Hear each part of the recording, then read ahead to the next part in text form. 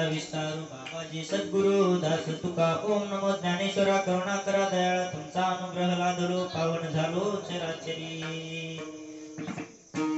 श्री गुरु चरण सरोज रज निज मन मुकुर सुधारी बरनौ रघुबल विमल जसु जोदायक फलचारी बुद्धिहीन तनु जानिके सुमिरो पवन कुमार बल बुद्धि विद्या देहु मोहि हरहु कलेश विकार हरहु कलेश विकार शरण शरण हनुमंता तुम्हारो रामदूता काय भक्तीच्या त्या वाटा मज दावाया सुभटा शिवभोळा चक्रवर्ती त्याचे पाय माझे चित्ती वाचे वदता शिवनाम तयान बांधी क्रोध काम नागेंद्र हराय त्रिलोचनाय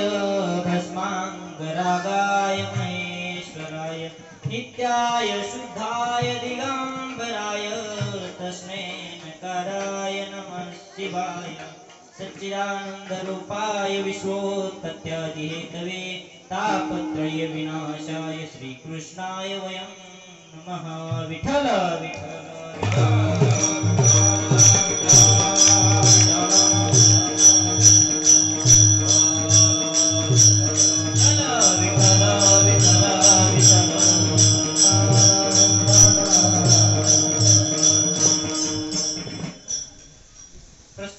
सेवेसाठी व्यक्तीला अभंग जगद्गुरु तुकोबारायांचा अभंग कडे वळण्यापूर्वी अल्पसा परिहार द्यायचा म्हणजे तो असा मौजे कावळूची वाडी या पुण्य आणि पावन नगरीमध्ये आज चालत असलेले वर्ष 13वे या सप्ताहाचा प्रथम दिवसाची सेवा माझ्या बालकाच्या वाटेला आली मी माझं परम भाग्य समजतो कारण खरंच आज आनंद होतो की काही दिवस होते मी लहानपणी मामाच्या गावाला कधीतरी सणाला किंवा दिवाळीला यायचं आज आनंद होतो की स्वतः मी आज कीर्तन करायला मामाच्या गावामध्ये आले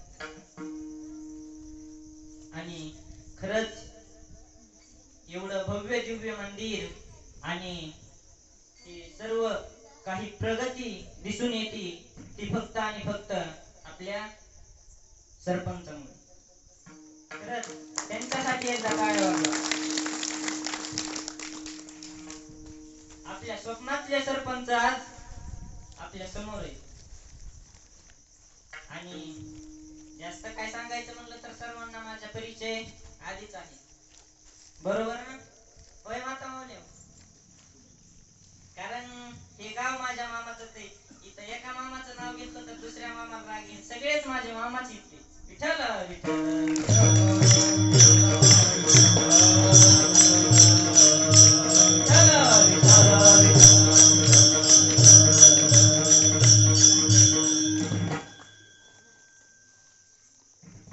जगद्गुरु तुकोबाराय म्हणतात अभंगाच्या प्रथम चरणात संतांची पायी हा माझा विश्वास सर्व भावे दास झालो त्यांचा जगद्गुरु तुकोबाराय म्हणतात जीवन जगत असताना विश्वास हा फार महत्त्वाचा आहे आणि विश्वास हा शब्द किती अक्षराचा आहे तुम्ही पोरा हो आपण फर्स्ट इयर सगळं शिक्षण झालेलं आहे विश्वास हा शब्द किती अक्षराचा आहे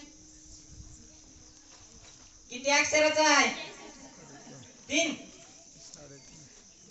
4 कोण म्हणलं किती अक्षराचा आहे 3.5 वियक शारद विश्वास हा शब्द 3.5 अक्षराचा आहे आणि आपला हा नरदेह किती हाताचा आहे किती हाताचा आहे हा बघा बाबाकडून जरा काहीतरी घ्या विठ्ठल विठ्ठल विठ्ठल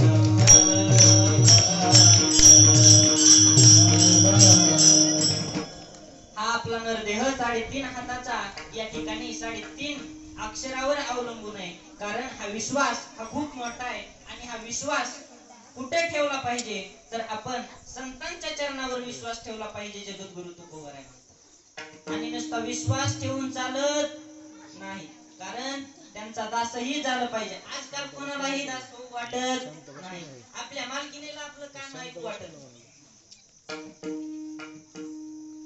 आपल्या मालकिनीला तुम्ही म्हणा आपण कुठून तरी दिवसभर राब राब कष्ट करून यावं आणि तिला म्हणा होय ग चहा ठेवतेस का?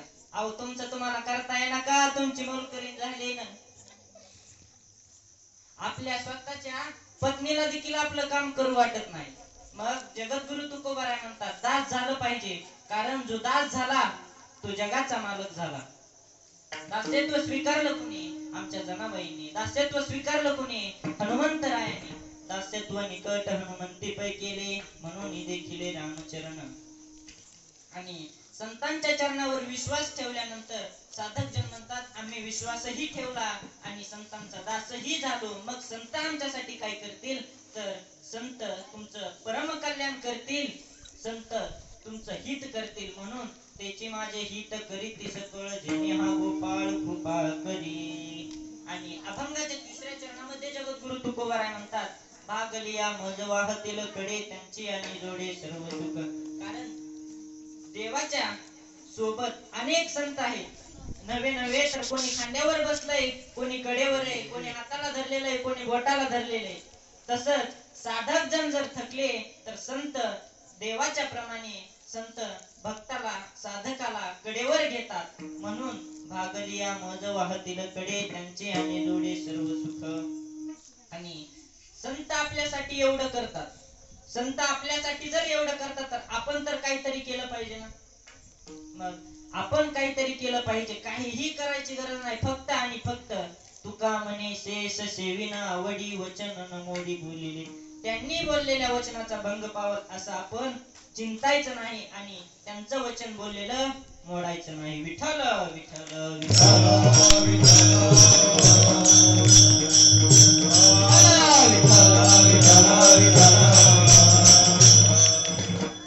माझं म्हणणं नाही की अभंगाचा सरळ असा भावार्थ हाच असेल. कारण पक्षी आपापल्या क्षमतेनुसार आकाशामध्ये भरारी घेतात, तसं मी माझ्या बुद्धीच्या क्षमतेनुसार तुमच्या आमच्या समोर मायबापा समोर अभंगाचा तोडका मोडका भाव अर्थ सांगण्याचा प्रयत्न. विठ्ठल विठ्ठल विठ्ठल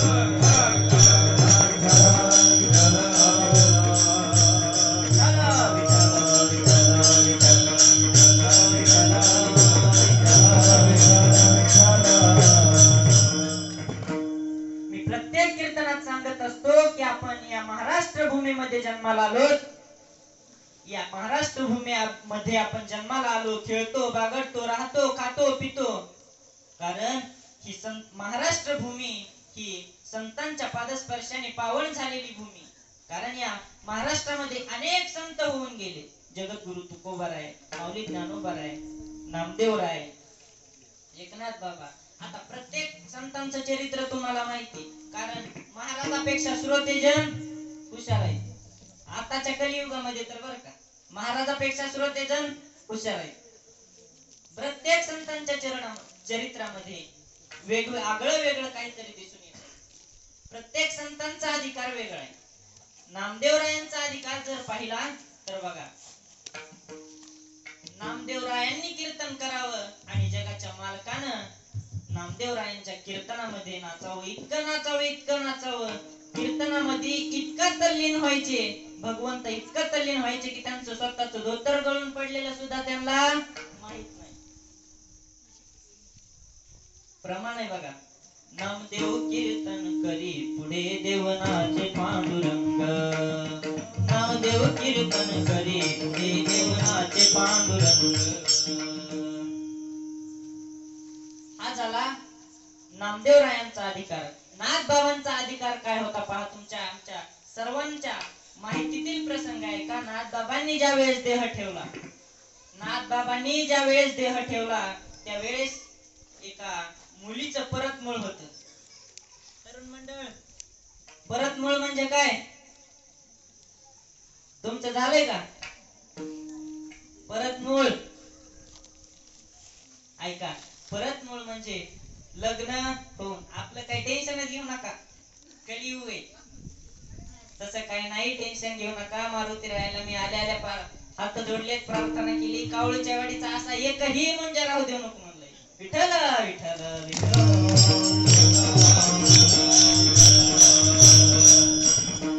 परतमूळ म्हणजे लग्न होऊन परत कुठे येणे? सासरला.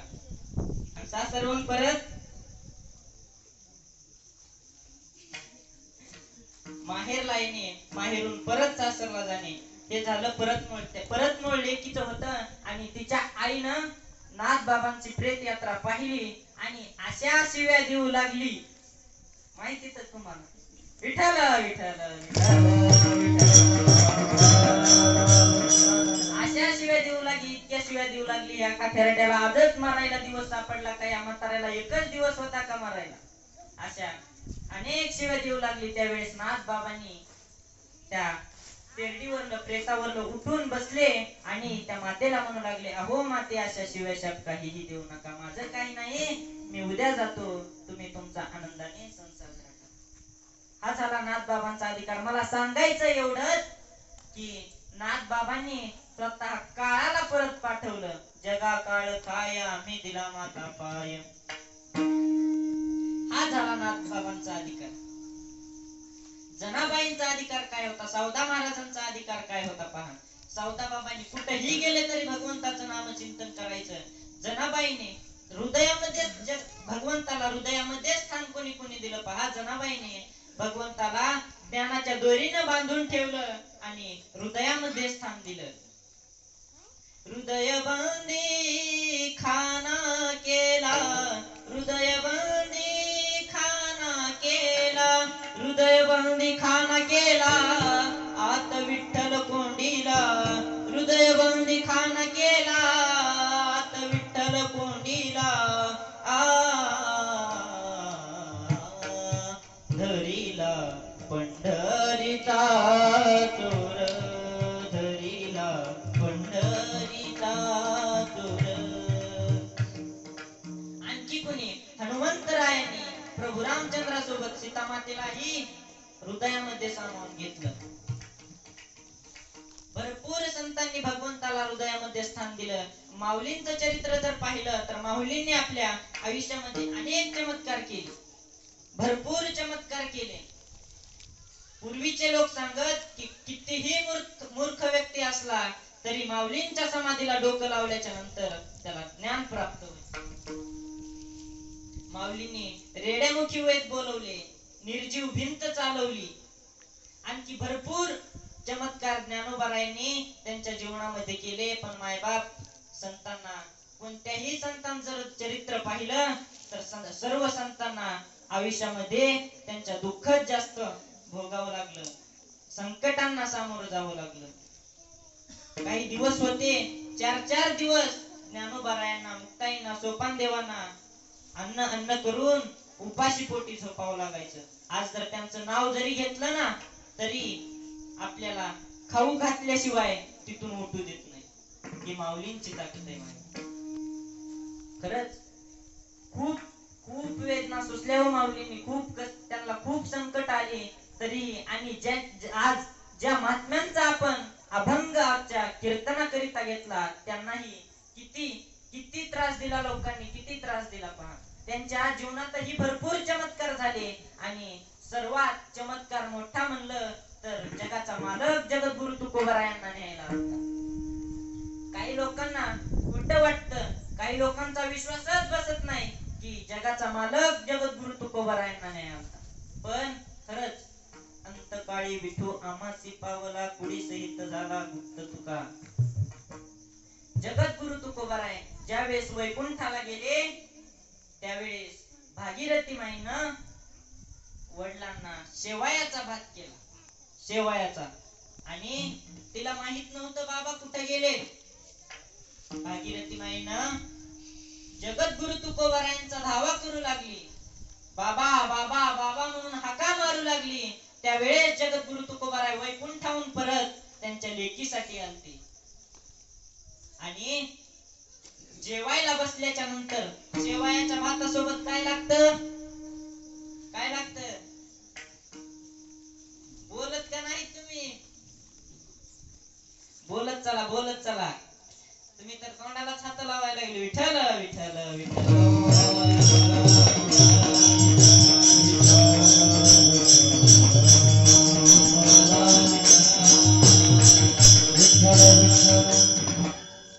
जगद्गुरु तुकोबारायांच्या जीवनामध्ये अनेक कठीण प्रसंग आले. जगद्गुरु तुकोबाराय भजनाला जायचे, मोराळ्या डोंगरावर भामचंद्र डोंगरावर भजनाला जात असताना जगद्गुरु तुकोबराय दररोजच्या नियमाप्रमाणे भजनाला डोंगरावर गेले आणि डोंगरावर गेल्याच्या नंतर गावकऱ्यांना तेही करू देत नव्हते. गावकरी जगद्गुरु तुकोबरायांना भजनही करू देत नव्हते. तिथं एका माऊलीला पाठवलं. जगद्गुरु तुकोबराय म्हणाले, जाई व तू माते आम्हान करी सायास आम्ही विष्णुदास ऐसे. किती त्रास द्यावा. अहो तेही सफल झालं नाही म्हणून लगेच गावकऱ्यांनी दुसरी रचना रचली. जगद्गुरु तुकोबरायांच्या अंगावर गरम पाणी टाकण्यास एका स्त्रीला एका माऊलीला प्रवृत्त केलं आणि त्या माऊलीला सांगितलं, तू जर हे काम नाहीच केलं तर तुला गावातून हाकलून दिलं जाईल. कारण तिचा नाविलाज होता. खरंच मायबाप दररोजच्या नियमाप्रमाणे जगद्गुरु तुकोबराय उठले.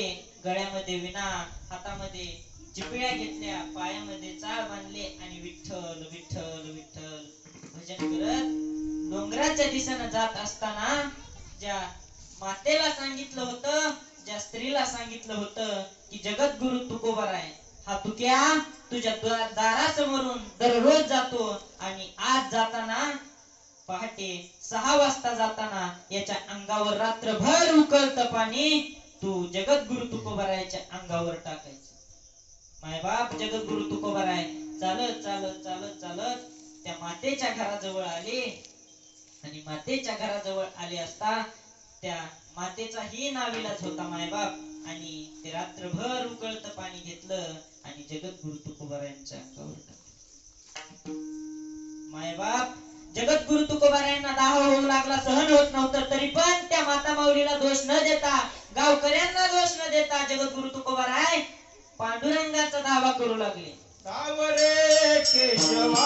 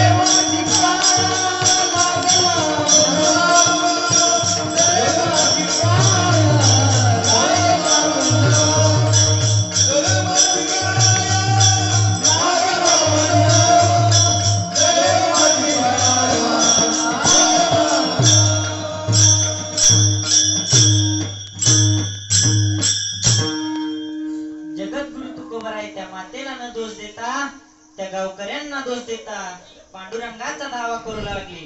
जळे माझी काया लागला वनवा दावले केशवा पांडुरंगा. जगद्गुरु तुकोबराय काय अवस्था झाली होती व त्यांची. पण खरंच मायबाप जगद्गुरु तुकोबराय सांगतात की आपला हा विश्वास आपण संतांच्या चरणावर ठेवला पाहिजे. विश्वासाचं जर सांगायचं झालं तर अनेक उदाहरणं देता येतील.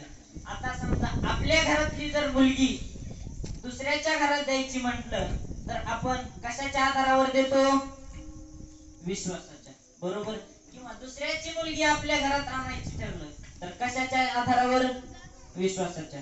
बरं हे सोडा. आता आपण जर दवाखान्यामध्ये गेलो तर डॉक्टर आपल्याला गोळ्या देतात, बरोबर. गोळ्या जास्त व्हायच्या देतात का कमी व्हायच्या देतात आपल्याला माहित असतं का? माहित असतं का बाबा? मग कशाच्या आधारावर घेतो?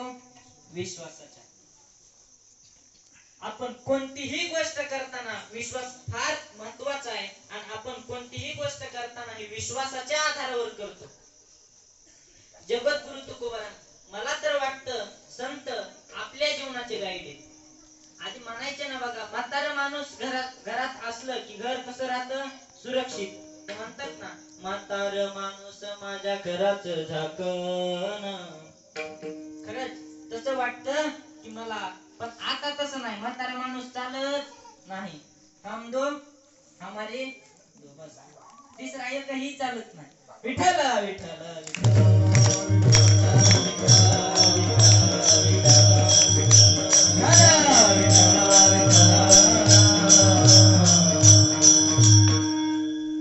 तस आपल्या घराचं गाईड जसं म्हातारे माणसं असतात, तसंच मला वाटतं आपल्या जीवनाचे गाईड संत आहेत. म्हणून जगद्गुरु तुकोबाराय म्हणतात, विश्वास हा संतांच्या चरणावर ठेवला पाहिजे. अभंगाचं प्रथम संताची हे पायी हा माझा विश्वास, संताची हे पायी हा माझा विश्वास, संताची हे पायी हा माझा विश्वास,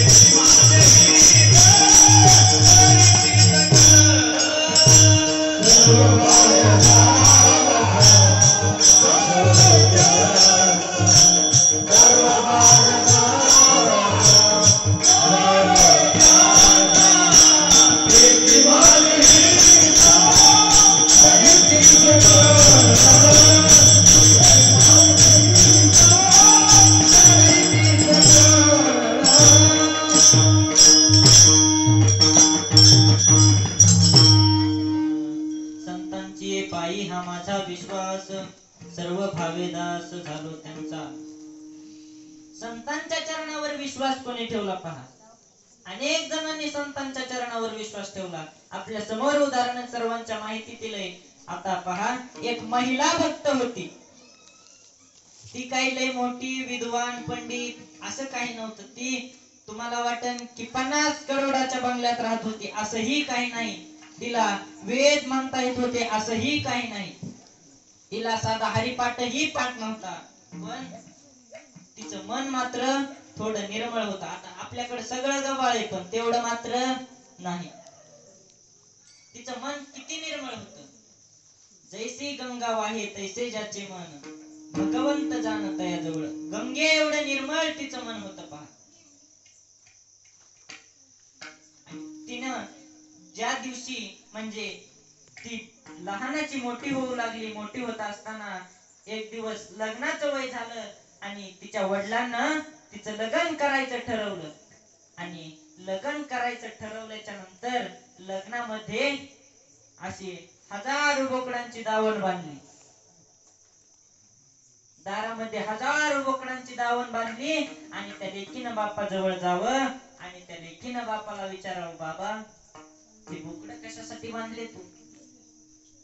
तर वडिलांनी सांगावं, बाळ उद्या तुझं लग्न आहे आणि उद्या पाहुणे रावळे येतात.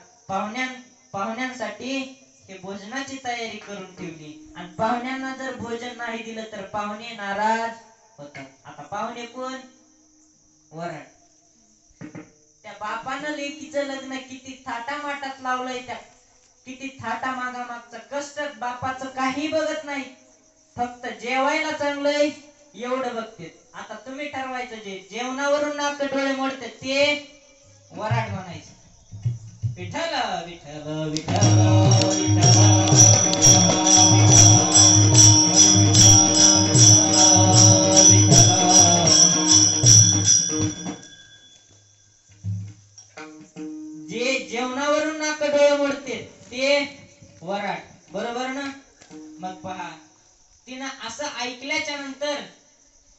ती इतका विचार करत होती, इतका विचार करत होती की आपल्या लग्नासाठी जर हजारो जीवांचा बळी जात असेल तर आपण लग्न नाही केलेलं बरं. तिनं इतका विचार केला, इतका विचार केला, तिची अर्धरात्र विचारात गेली आणि मायबाप सोडलं की हो घर. तिनं इतकी दूर गेली, इतकी दूर गेली, कोणत्या गावात गेली नाही, कोणत्या शहरात गेली नाही, कोणत्या खेड्यात गेली नाही. ती अशी दूर जाऊन बसली की अशा जंगलात जाऊन बसली. तिथं मेलेला उंट होता आणि उंटाच्या पोटाला पाठ देऊन तिथं ती बसली. तिचं नाव होतं शबरी माता.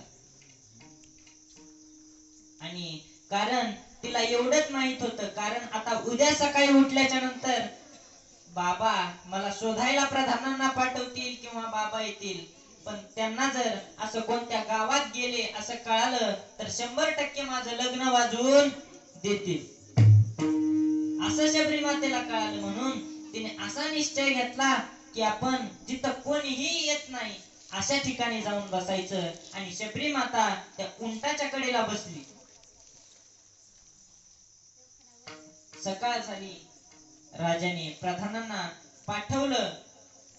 सकाळी उठतात बघतात तर शबरी माता कुठंच दिसत नाही. इकडं बघ तिकडं बघ, चहू बाजून 4 जणांना शोधण्यास पाठवलं, पण एकालाही तिचा ठाव ठिकाणा लागला नाही.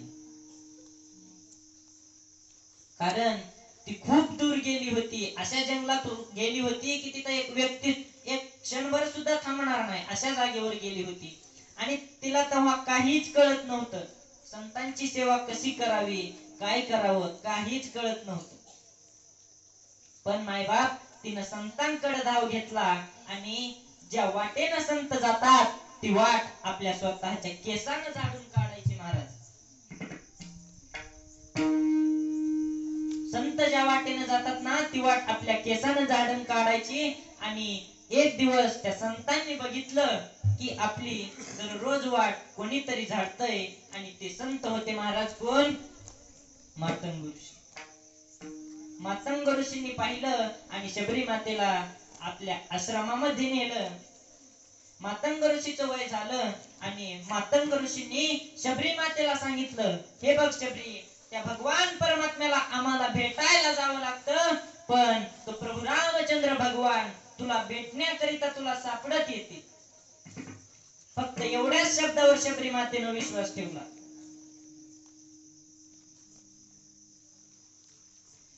त्यावेळेस भगवान परमात्म्याचा जन्म झालता हेही नाही, तेव्हा मातंग ऋषीनं सांगितलेलं शबरी मातेला की तुला भगवान परमात्मा येऊन दर्शन देतील. आणि बरेच दिवस उलटून गेले.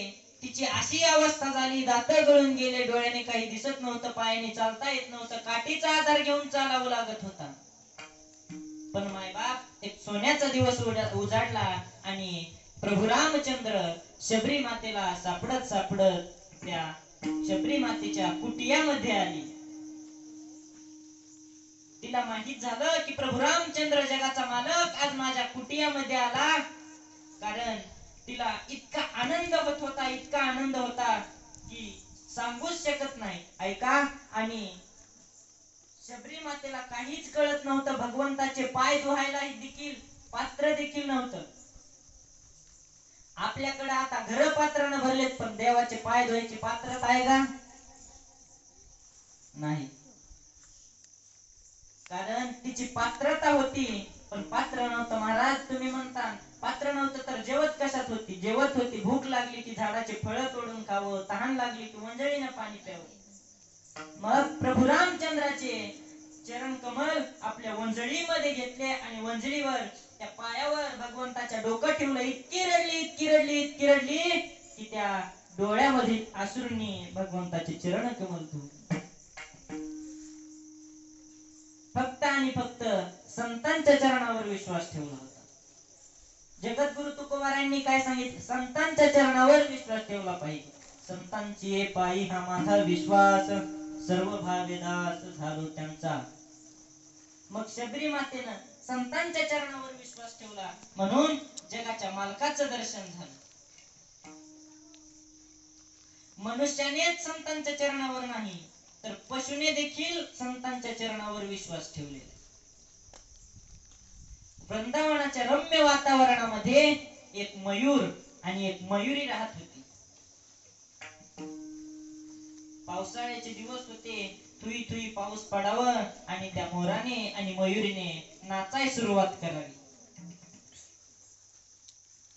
तितक्यात श्रीकृष्ण भगवान परमात्मा आपले छोटे छोटे गायी आणि गोपाळ घेऊन त्या रम्य वातावरणामध्ये आले. आणि ते श्रीकृष्ण भगवान परमात्मा आल्यानंतर या मयुरीने पाहिलं, बघितलं आणि बघितल्याच्या नंतर इतकी वेडी झाली ती म्हणू लागली, काय करू बाई ग जीव वेडावला, काय करू बाई ग जीव वेडावला, सावळा मुरलीवाला